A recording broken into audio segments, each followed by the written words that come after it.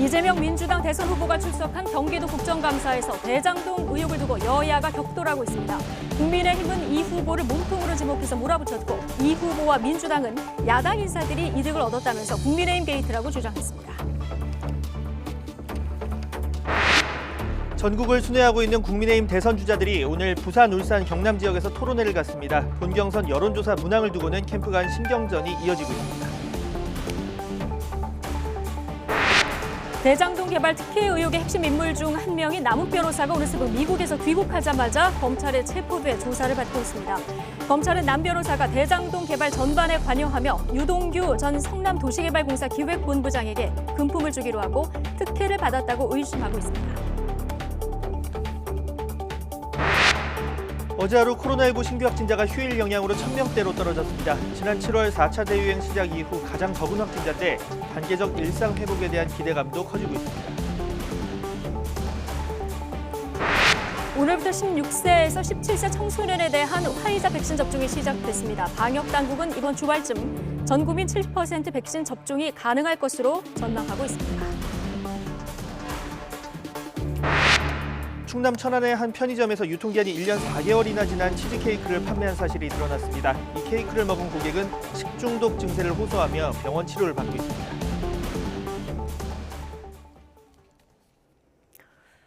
네, 여론조사 속 숨은 민심 분석해 보겠습니다. 이택수 리얼미터 대표 그리고 배종찬 인사이트K 연구소장 두 분 나오셨습니다. 어서 오십시오. 안녕하십니까? 예, 안녕하십니까? 지금 국감장 곳곳에서 대장동 의혹이 지금 다뤄지고 있는 상황인데요. 자, 이 여론에 어떤 영향을 미치는지 이 부분을 잠시 뒤에 좀 다뤄보기로 하고요. 먼저 YTN과 리얼미터의 정기 여론조사 내용부터 좀 보겠습니다. 문 대통령 국정수행평가 지금 14주 만에 40% 아래로 내려갔거든요. 요일별로 어떤 이슈가 있었고요. 또 어떤 영향을 미친 겁니까? 네, 지난주 대비 0.8%포인트 하락한 39.2%인데 말씀하신 대로 14주 만에 40% 선 아래로 내려갔습니다. 지난주 가장 고점을 찍었던 요일은 이제 화요일 날 39.5%였고요. 그 이외에는 38.6% 그리고 금요일 날 38.9%로 마감이 됐는데 네. 지난주 화요일 날 이제 고점을 찍었을 때 39.5%를 찍었을 때 그 전날 문재인 대통령은 대장동 사건을 철저히 수사란 지시를 내렸었고요. 예. 또 정부는 이제 위드 코로나 시대를 준비하는 코로나19 일상 회복 지원위원회를 네. 이제 발족을 했습니다. 그때는 39.5%로 소폭 올랐는데 그 다음에는 이제 아마 당에서 이낙연 후보가 이제 뭐 해단식을 하고 승복은 했습니다만 당무위원회 이제 이 수용 불가 결정 이후에 이낙연 전 대표 캠프에서 이제 해단식을 하면서 사실 이제 완전한 승복처럼 그 수용하는 것처럼 보이지 않았기 때문에 깔끔하지 못했다. 네, 이낙연 후보는 이제 드릴 말씀이 없다라고 했고 또 지지층 일부는 경선 결과에 대한 효력 정지 가처분 신청을 또 하기도 했고요. 예. 이게 지난주 목요일 일이거든요. 그러다 보니까 목요일 날 38.6, 금요일 날 38.9%로 40% 선을 회복하지 못한 채 14주 만에 40% 선 아래로 내려간 결과가 나타났습니다. 예. 정당 지지도도 보면 국민의힘이 소폭 상승하면서 지금 출범 이후에 최고치를 보였고요. 반면 민주당은 소폭 하락했는데 양 정당 격차를 봤더니 또 16주 만에 이게 두 자릿수로 벌어진 이런 상황입니다. 이 사유는 지금 대통령 지지율이랑 비슷하다고 보면 될까요? 그렇습니다. 민주당 같은 경우는 사실 한 일주일여 전에 이재명 후보가 이제 대통령 후보로 확정이 됐는데 여느 때 같으면 컨벤션 효과 때문에 민주당 정당 지지율도 올라야 되는데 지난주 예. 1.9%포인트 하락하면서 양당 격차가 16주 만에 두 자릿수로 이제 벌어졌습니다. 국민의힘 같은 경우는 이제 컷오프 이후에 4명의 본격 4명의 후보들이 이제 본격 TV 토론 시작이 됐죠. 뜨거운 TV 토론 열기 때문인지 2%포인트 올랐고요. 반면에 민주당 같은 경우는 호남권에서 특히 이제 좀 많이 빠졌는데 네. 이낙연 후보의 이제 패배 이후에 호남 민심이 조금 실망한 기색 그리고 아까 말씀드린 예. 후보 입장에서 이 수용을 좀 시원하게 하지 못했다라는 그런 부분들이 좀 반영이 된 것 같고 국민의힘 같은 경우는 2020년 9월, 그러니까 작년 9월에 국민의힘이라는 이름으로 당명 변경한 이후에 아무튼 최고치를 지금 기록을 했는데요. 지난 6월 이제 말 이후에 또 굉장히 높은 수치인데요. 6월 달에는 이준석 당대표가 이제 선출이 됐었고 6월 말에는 윤석열 후보가 출마 선언을 했습니다. 네. 입당 전이긴 합니다만. 그리고 홍준표 후보가 이제 다시 복당이 됐던 시점인데 그때 이후에 이제 가장 큰 지지율을 나타냈던 한 주간이었습니다. 예. 정당 지지율 같은 경우에는 국민의힘과 더불어민주당 사이에 부동산이 있다고 봐야 되겠죠. 부동산이 그러니까 있다. 예. 지난 4월 보궐선거, 재보궐선거 때도 LH 사태가 터지니까 지금과 비슷한 지지율이 나왔거든요.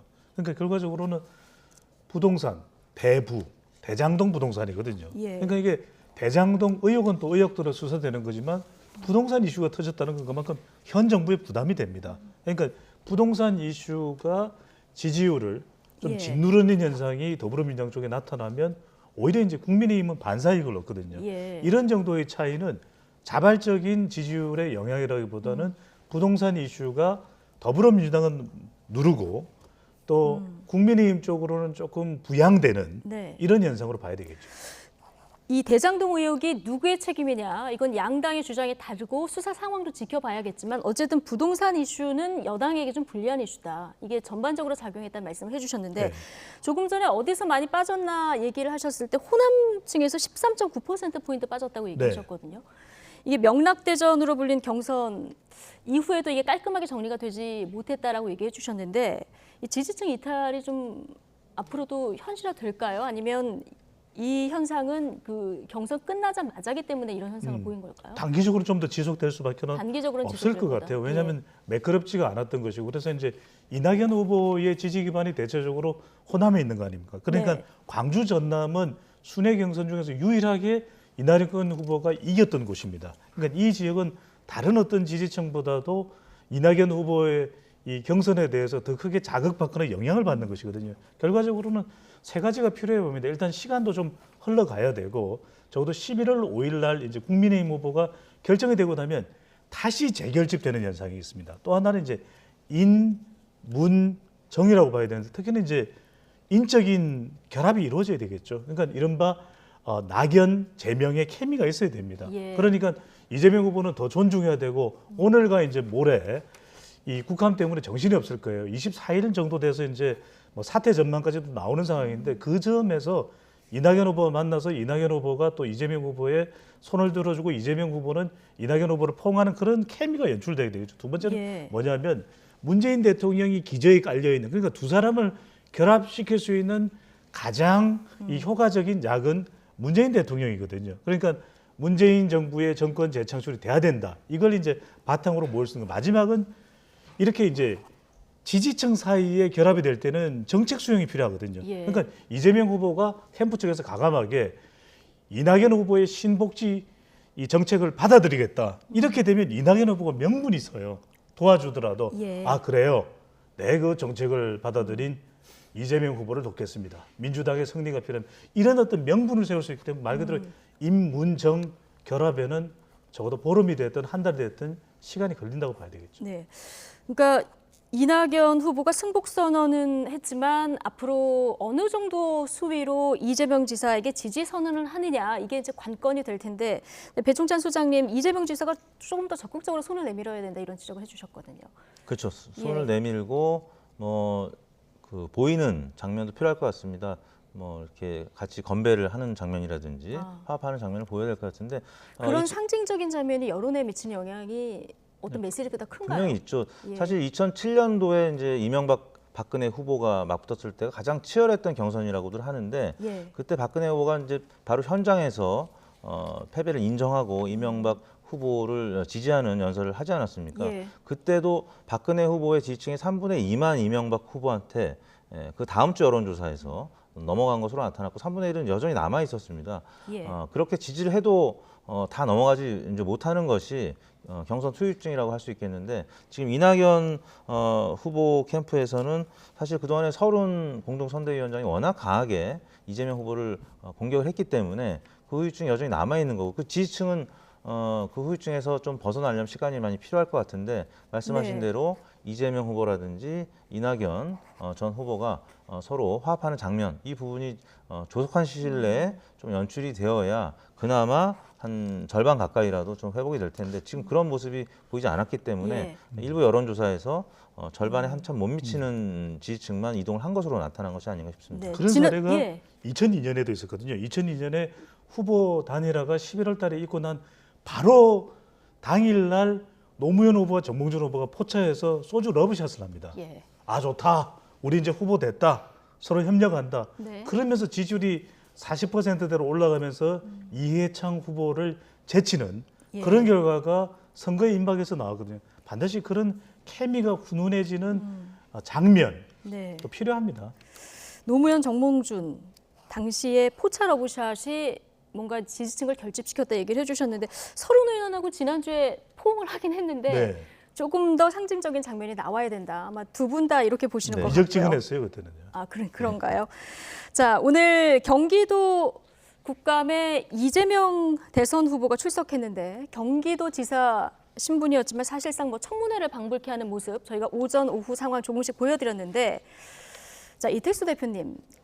자, 이재명 지사가 국감에 출석하기로 했고 정면 돌파를 선언한 거 아니겠습니까? 오전 상황 지켜보셨을 때 이게 네. 득이 될 것 같습니까? 실이 될 것 같습니까?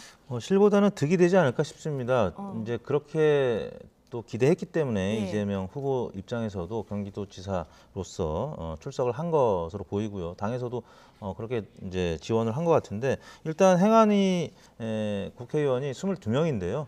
국민의힘은 8명에 불과합니다. 나머지는 예. 대부분 범여권, 민주당 소속이거나 범여권이기 때문에 오전에 국감을 보신 이제 시청자 여러분들께서는 아시겠습니다만 민주당 의원들의 또 지원 사격이 만만치 않았습니다. 네. 그리고 그동안에 초기에는 이 대장동 논란이 이재명 후보한테 조금 불리하게 작용하다가 그다음에는 곽상도 의원 아들 논란으로 번지면서 이재명 후보의 지지율이 좀 올랐었거든요. 예. 그러다가 최근 들어서 경선 막바지로 가면서 명락 대전 후유증이 생겼고 당내에서 이제 대장동 논란에 대해서 이재명 후보를 공격했기 때문에 이재명 후보가 지금 수세 국면에 있었는데 그래서 이제 당 지지율도 빠지고 이재명 후보의 지지율도 최근 컨벤션 효과를 보지 못하고 약세로 돌아섰는데 이제 본격적으로 해명할 수 있는 그런 시기라고 이제 본 것 같고요. 이재명 후보가 사실상 뭐 청문회처럼 보일 정도로 굉장히 이제 중요한 자리였기 때문에 많이 준비를 하고 나온 예. 시각 자료들도 많이 준비를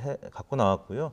또 민주당 의원들의 지원 사격도 사실 국민의힘 못지않게 만만치 않았습니다. 그래서 이거는 뭐 당하고 또 후보 차원에서 굉장히 유리한 국면이 있을 것이라고 나온 것 같고 또 양적으로도 시간 면에서도 충분히 이제 그럴 만한 사유였고 위원장도 사실 뭐 민주당 소속이기 예. 때문에 서영교 의원이 그런 면에서는 이재명 후보한테 좀 실보다는 득이 많은 그런 행안위 국감이 아니었나 싶습니다. 예, 배종찬 소장님은 어떻게 보셨는지 궁금한데 야당에서 벼르고는 나왔는데 네. 야당은 일단 이 대장동 의혹의 몸통이 이재명 지사다 이렇게 주장을 하고 있는데 오전 그리고 조금 전 보셨던 그 질의응답 내용을 보셨을 때 야당에서 이 주장을 국민들에게 설득할 만큼 뭐 질문을 좀 했다 이렇게 보십니까?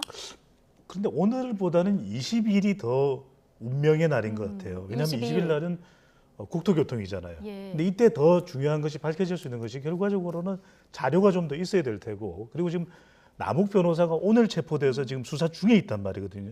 여기서 어떤 내용이 나오는지에 따라서 당장 오늘은 아니지만 적어도 모레 있을 국토교통위 이 국감은 상당히 파장이 있을 수가 있다. 그런 만큼 저는 어떤 내용이 나오냐. 결국 이 대장동 의혹은 세 가지로 보시면 돼요. 하나는 설계, 배분, 그다음에 유착입니다. 설계 이해가 안 돼요. 배분은 경악스럽습니다. 그러니까 이것은 중도층과 또 여성 유권자 그리고 MZ 세대가 상당히 타격을 받는 그런 이슈들이거든요. 근데 중요한 건 뭐냐? 여기서 핵심은 이재명 경기지사가 유착, 금전적 유착이 있는지 여부거든요. 이 수사가 핵심입니다. 그러다 보니까 오늘 국정감사 또 모레까지 정면 돌파하는 것이 정면 돌파가 긍정적으로 보는 이유는 지지층들에게는 명분이 있거든요. 난 예. 도망 안 가요. 해피 안 합니다. 정면 돌파합니다. 근데 중요한 것은 오늘과 모레의 국감을 통해서 중도층을 얼마나 이해시키느냐. 그러니까 결국 이번 대선은 MZ세대 20대, 30대 만 18세 이상 합하면 34%입니다. 여성 유권자 50%입니다. 중도층 한 30% 되거든요. 교집합을 해보면 15에서 20%가 나오는데 이들이 설명을 듣고 누구 손을 들어주냐. 아, 이재명 지사 설득력 있네, 이해되네. 이게 될지 안 될지가 관건이에요. 그렇죠. 그다음에 예. 마지막으로 중요한 건 뭐냐면 이게 이제 계속 문매를 맞다 보면은 어떤 이슈든 간에 어느 순간인가는 너무 당하다 보면 언더독 이펙트가 있습니다.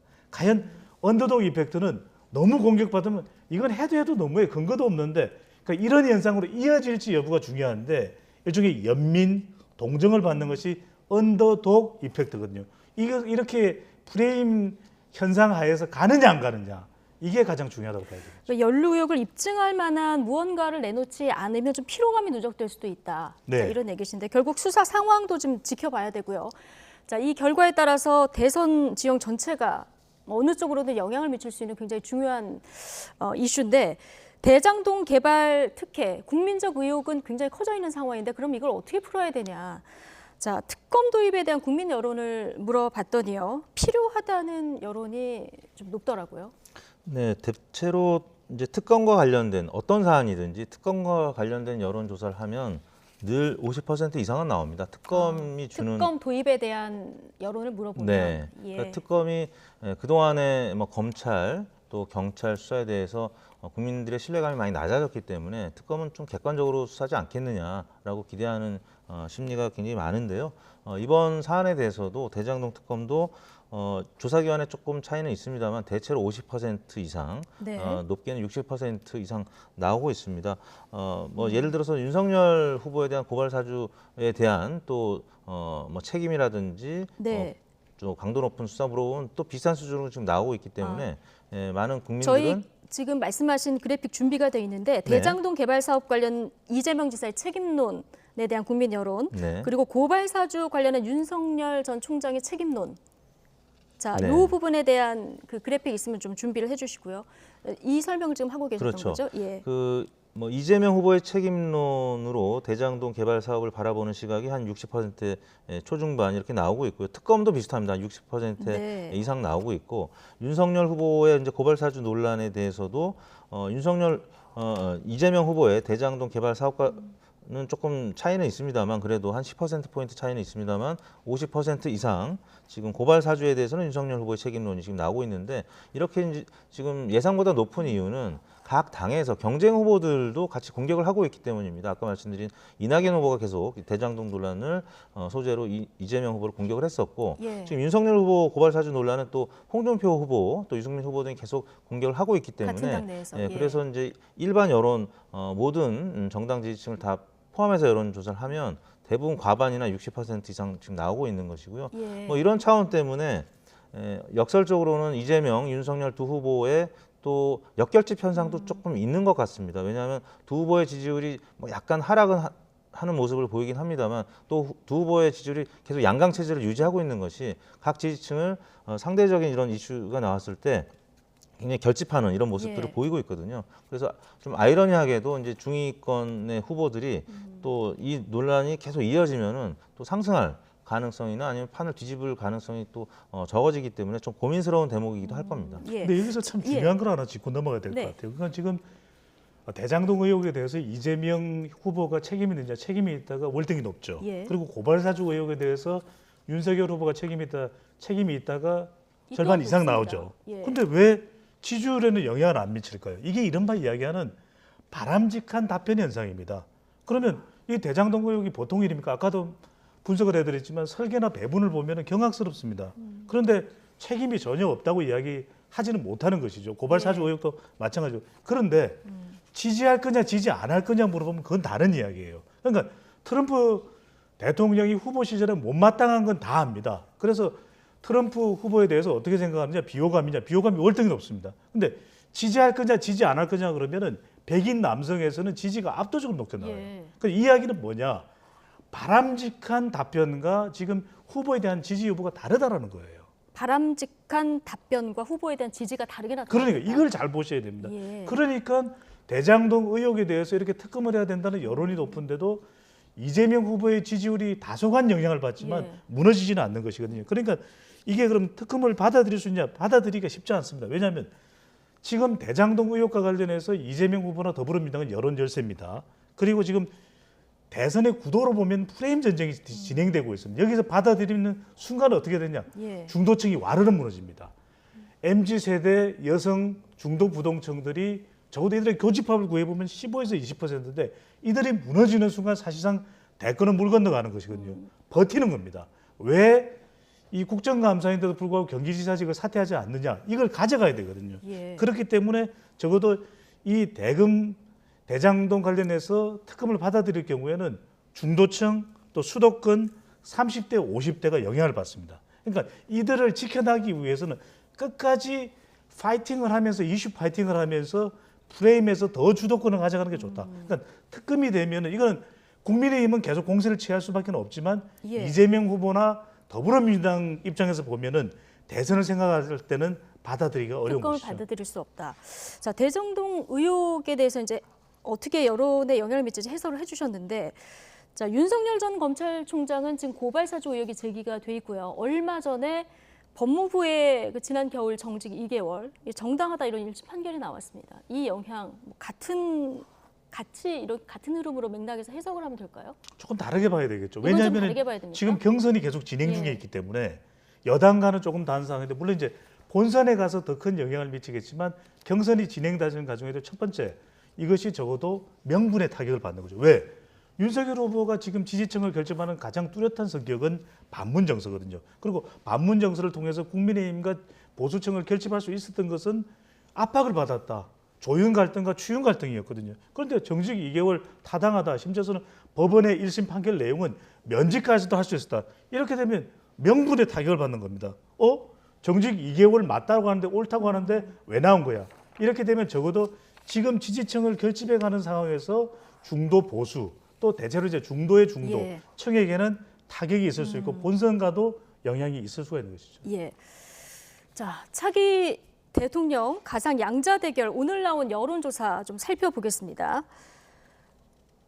민주당 이재명 후보가 국민의힘 윤석열 예비 후보 그리고 홍준표 예비 후보가 각각 오차 범위 내에서 접전을 벌이고 있는데 지난주하고 비교해 봤을 때 이재명 후보는 대선 후보로 좀 확정이 되지 않았습니까? 그런데 하락세를 보이고 있어요.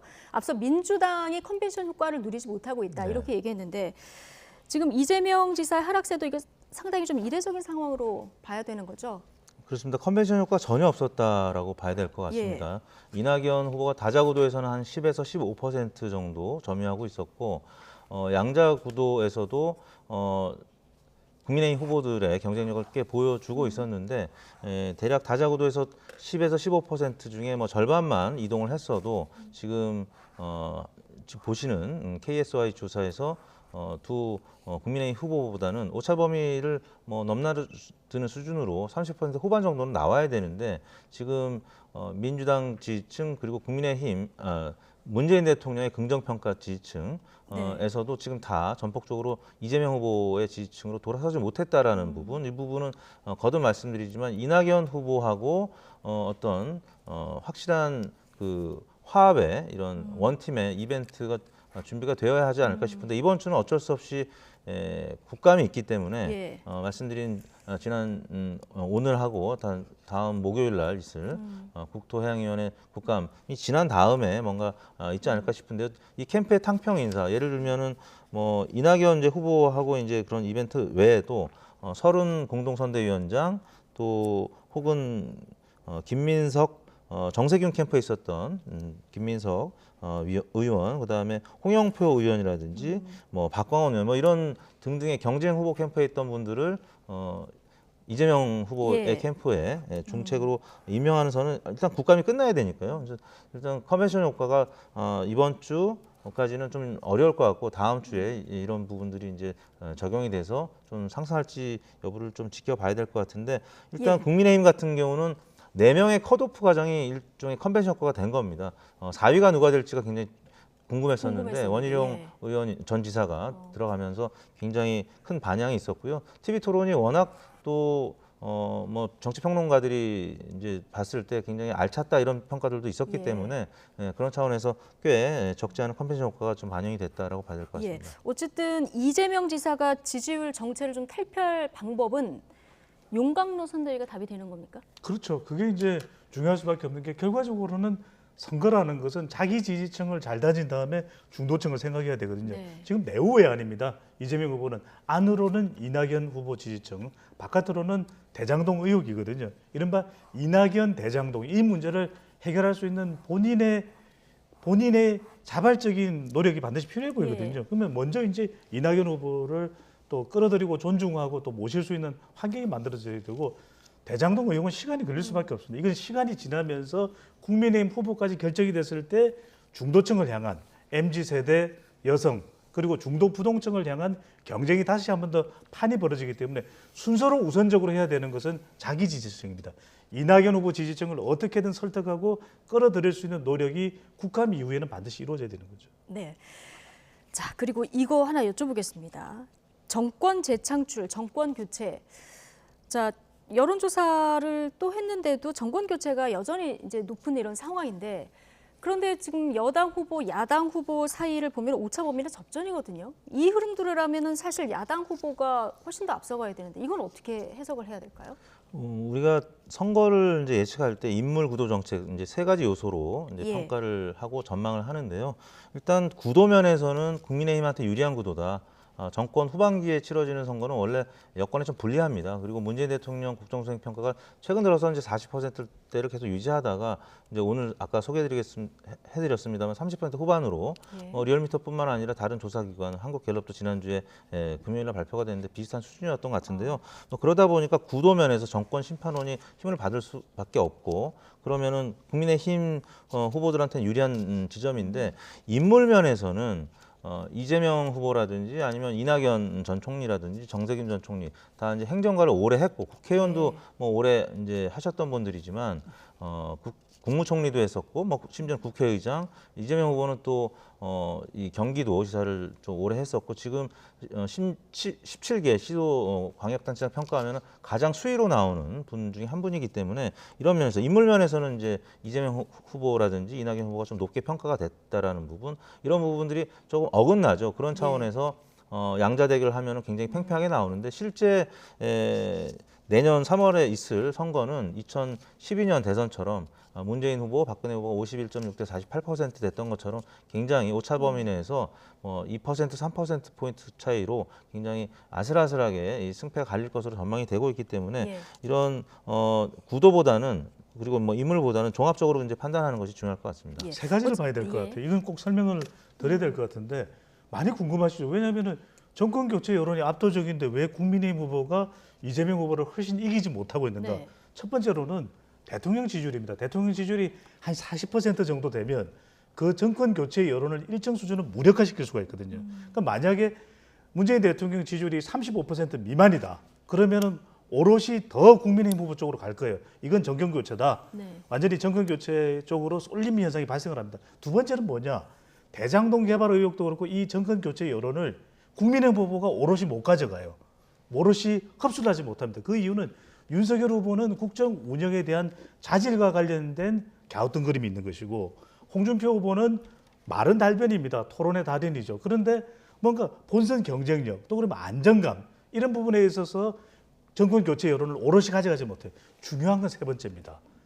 이재명 후보가 대통령이 되는 것도 정권 교체로 일부 인식을 한다라는 거예요. 아니, 송영길 민주당 대표가 그 얘기를 했어요. 예, 예. 이재명 후보가 당선되더라도 이건 새로운 정권이 만들어지는 것이다. 이렇게 얘기를 여기서 했어요. 중요한 것은 우리가 이렇게 설명드리면 주관적으로 분석하는 거 아니냐. 예. 자, 오늘 그래프 준비를 못했습니다. 한국갤럽의 자체 조사인데 지난 5일부터 7일까지 조사, 중앙선거론조사심의위원회에 나오는 조사 결과를 보면 네. 정권 교체라고 이야기를 했는데 그중에서 윤석열, 홍준표 다음으로 6%가 이재명 후보가 대통령이 되는 것이 정권 교체다. 이렇게 응답을 합니다. 더 중요한 건요. 예.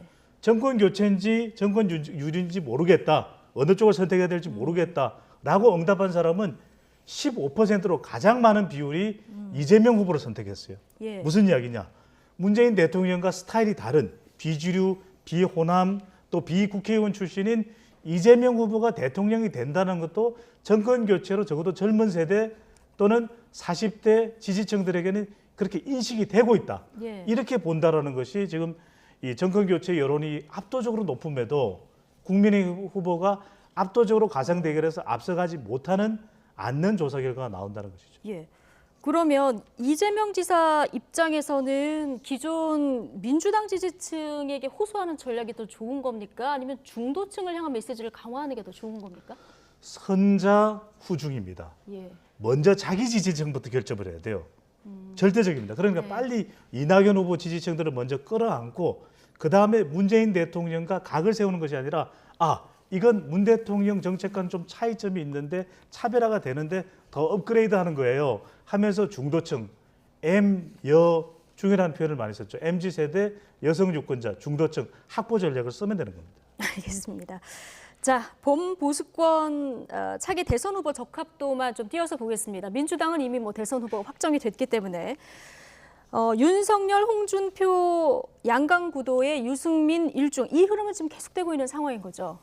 그렇습니다. 자동응답 방식을 보고 계시는데요. TBS KSY 조사는 이제 자동응답 방식입니다. 자동응답 방식에서는 윤석열 후보가 상대적으로 좀 높게 나옵니다. 홍준표 후보보다.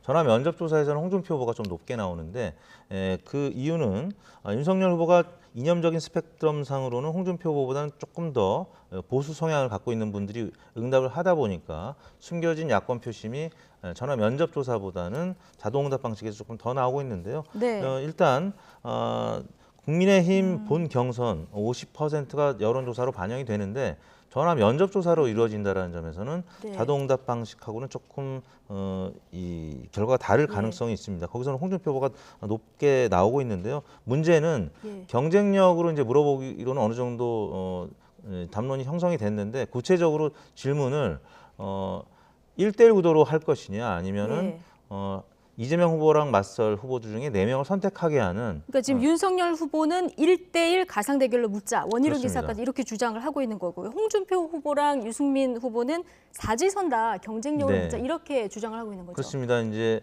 윤석열 후보는 문항을 여러 개 해서 1대 4로 물어보자는 겁니다. 이재명 후보 대 윤석열, 이재명 후보 대 홍준표, 또 유승민 원희룡. 그러니까 네 문항으로 물어보자는 거고요. 홍준표 후보라든지 유승민 후보는 한 문항으로 물어보자는 겁니다. 이재명 후보랑 가장 경쟁력이 있는 싸울 때 경쟁력 있는 후보가 누군지 4명 중에 1명 선택하라는 사지 선다형으로 물어보자는 질문에 거죠. 따라서 결과가 많이 차이 납니까? 결과가 이제 차이가 나죠. 왜냐하면 보기에 이재명 후보가 있느냐 없느냐가 결정이 되는 것이기 때문에 후자는 이재명 후보가 보기 없습니다. 예. 이재명 후보가 질문에는 있지만 보기에는 없습니다. 그러면 역선택이 이루어질 가능성이 있다라는 것을 윤석열 후보 측이나 원희룡 후보 측에서는 염두에 두고 그렇게 주장을 하는 것이겠죠. 예, 알겠습니다. 국민의힘 11월 5일에 이제 당심, 민심 50대 50으로 최종 후보를 선출하는데 요 일반인 국민 여론조사 문구가 어떻게 조정이 되는지 이 부분도 좀 주목해서 볼 포인트인 것 같습니다. 이택수 리얼미터 대표 배종찬 인사이트 K 연구소장 두 분과 함께했습니다. 고맙습니다. 감사합니다. 네, 자, 이 시간 현재 민주당 대선 후보인 이재명 경기도지사가 출석하는 경기도 국감 진행 중이죠. 경기도 국감 현장으로 다시 가보시겠습니다. 이렇게 했는데 하여튼 그 정도로 아주 지독한 세상이어서 정말로 나름은 조심했는데 이 주변에서 그 일이 벌어졌기 때문에 제가 일단은 인사 문제에 대해서는 정말로 우리 국민들께 제가 죄송하다고 말씀드리고요. 두 번째로는 아까 오영환 의원님 말씀처럼 이걸 완벽하게 막았으면 얼마나 좋았겠습니까? 근데 국민들께서는 너 왜 못 막았어? 100% 환수해야지 하는 그 지적에 대해서 저는 받아들입니다. 정치인이고 책임자니까요. 그러나 제가 이 자리에서 한 번 더 말씀드리고 싶은 거는 그걸 못하게 막은 것에 대해 책임을 물어야 하고 그 부정한 자금을 어디다 썼는지를 조사한 다음에 그 돈을 취한 사람들의 책임을 묻는 게 더 우선이 아니겠느냐 그런 생각합니다. 네. 예. 양기대 의원님 수고하셨습니다. 다음은 국민의힘 경북 안동시 예천군의 김형동 의원님 질의해 주십시오.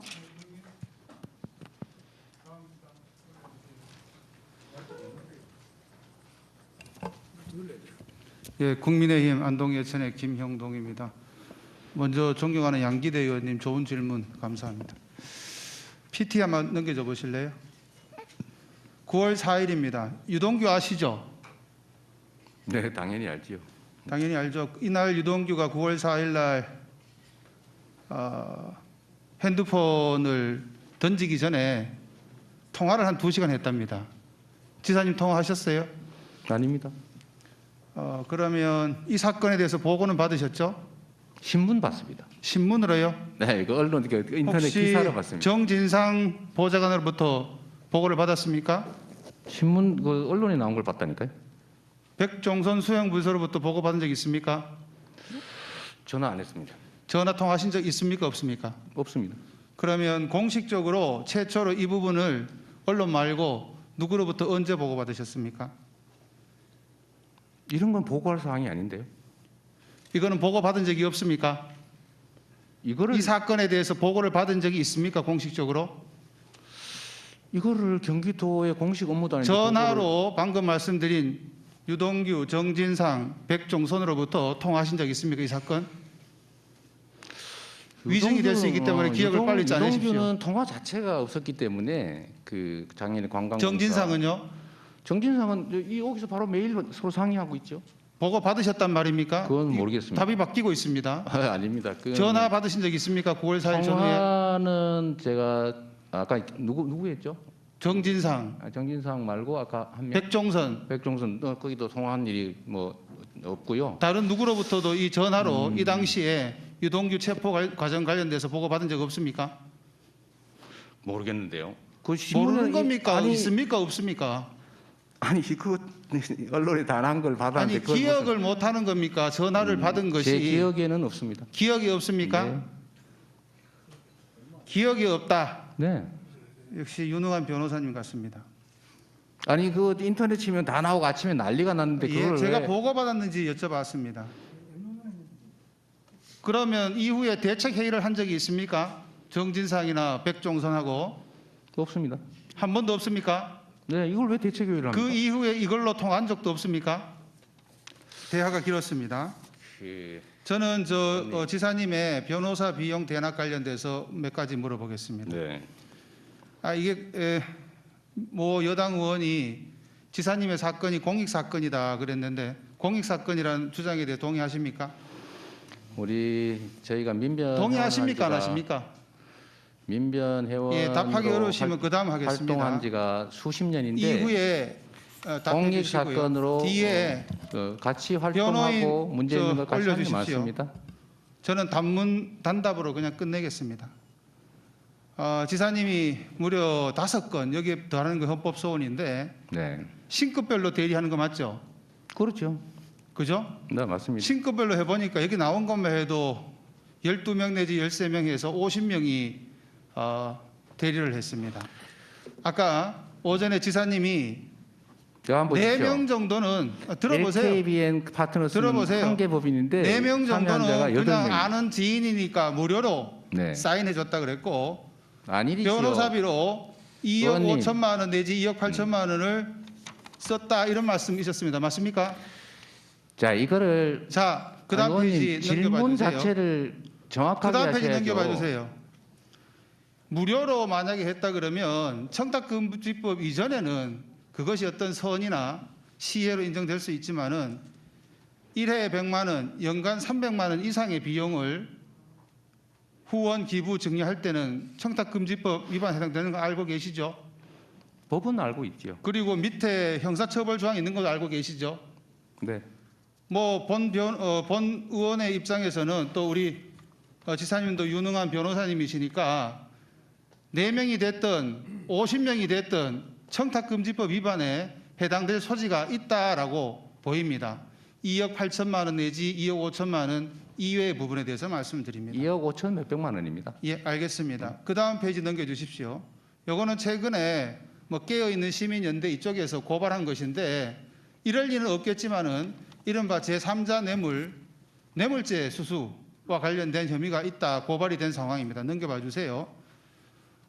모 변호사님께서 우리 변호사님하고 사모님을 위해서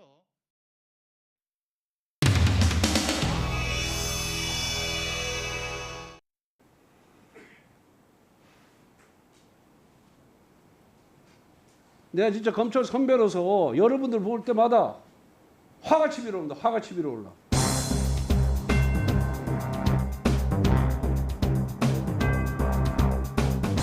자, 권성동 의원님 질의하시겠습니다. 제가 대장동 특혜 비리 사건을 마피아식 이권 카리텔이다. 이렇게 제가 규정을 했어요. 네. 이번 수사할 때 보니까 그 실력 발휘 안 하고 있어 지금.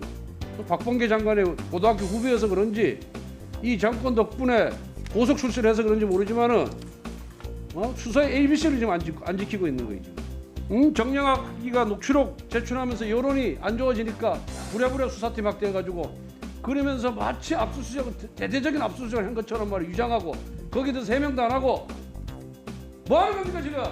검찰이 국민 상대로 정말 수사 의지가 부족해. 아니 윤석열 후보 부인이 관련됐다고 뭐 주장하는 도이치모터스 사건은 수십 명의 특수검사를 동원해가지고 이 형평성 어긋나는 거 아니에요 지금? 그럼 이게 뭡니까 이게?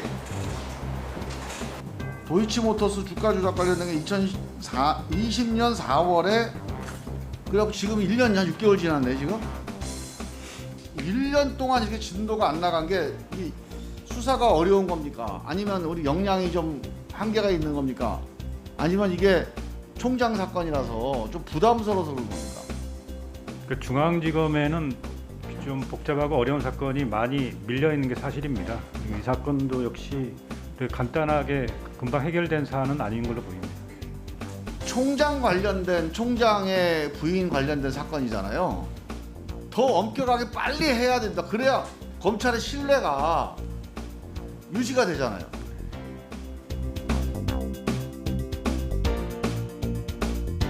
네, 어려운 질문을 드렸어요. 자, 공직자의 변호사비 대납은 뇌물 제공이죠. 변호사비 대납 가능성이 대단히 정황이 구체적인 거예요. 이 변호사 조사하셨습니까? 지금 저희가 그 사건을 수원으로 어제 오후에 어제 보냈습니다. 송치가 됐죠? 어제 이송을 했는데 자, 사건의 줄기가 대장동 부패 게이트와 연결이 돼 있어요. 그런데 관할 때문에 이송을 했다. 이거 자체가 이상하다라는 지적이 언론에서 보도가 되더군요. 그러나 의혹을 제기를 할 때에는 그 근거가 좀 명확히 있어야 된다라고 생각이 됩니다. 일체 근거가 없습니다. 소위 말하는 찌라시, 그냥 시중에 돌아다니는 찌라시를 근거로 해서 문제를 제기를 하고 있는 겁니다. 이것이야말로 정치 공세라고 생각이 됩니다. 네, 정리해 주십시오. 자, 조수진 의원님 신상 발언. 네. 게요. 예, 제가 정회 전에 이재명 지사의 변호사비 대납 의혹과 관련해서 말씀을 드렸는데요. 이것은 영상도 일부러 보여드렸습니다만 더불어민주당의 경선 과정에서 불거진 것이고요.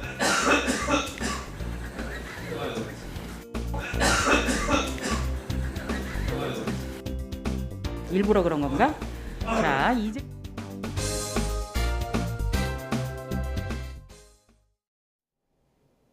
이틀째 영하권에 초겨울 같은 날씨가 이어지고 있습니다. 서울은 어제 첫 얼음이 관측된 데 이어 오늘 아침도 예년보다 10일이나 빨리 첫 서리가 관측됐는데요. 특히 충청과 남부지방은 기온이 크게 떨어지면서 오늘 아침 10월 중순 기준 관측 이래 가장 추운 날씨를 기록했습니다. 오늘 밤부터 내일 사이에는 전국 곳곳에 또 한 차례 가을비가 내릴 전망입니다. 비의 양은 5에서 20mm로 많지는 않겠지만 이번에는 강원 산간 지역에 올가을 첫눈이 내릴 가능성이 있습니다. 이 지역에 계신 분들은 미리 대비해 주시기 바랍니다. 내일 아침에는 비가 내리면서 산간을 제외한 내륙 지방은 오늘보다 7, 8도가량 기온이 높겠습니다. 내일 아침 기온 서울 10도, 광주는 9도가 예상되고요. 내일 한낮 기온 오늘과 비슷하겠습니다. 서울 14도, 대전 16도, 부산은 20도가 예상됩니다. 가을비가 지난 뒤 수요일부터는 다시 2차 한기가 남하하면서 추워집니다. 수요일 서울 아침 기온이 3도까지 떨어지겠고요. 때이른 추위는 주 후반까지 계속될 전망입니다. 지금까지 날씨 정보였습니다. 네, 월요일 더 뉴스 여기서 마치겠습니다. 잠시 뒤 뉴스 큐가 이어집니다. 시청해주신 여러분 고맙습니다.